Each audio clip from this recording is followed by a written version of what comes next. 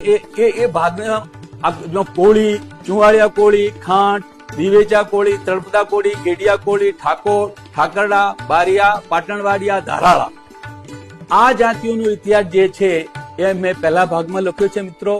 મને કહેતા આનંદ થાય છે અને મેં શાસ્ત્રોના આધારે અને બ્રિટિશરોના ગેજેટિયરોના આધારે મેં પ્રસ્થાપિત કર્યું છે કે ગુજરાતની અંદર ઉત્તર ભારત અને રાજસ્થાનમાંથી અને સિંધમાંથી જેને મુખ્ય રાજપૂતો આપણે કહીએ છીએ, જેને ગોહિલ રાજપૂતો કહીએ છીએ, જેને જાડેજા રાજપૂતો કહીએ છીએ, જેને ઝાલા રાજપૂતો કહીએ છીએ, જેને આપણે ચુડાસમા રાજપૂતો, જે યદુવંશી રાજપૂતો છે, એમના રજવાડા સૌરાષ્ટ્રમાં સ્થપાયા.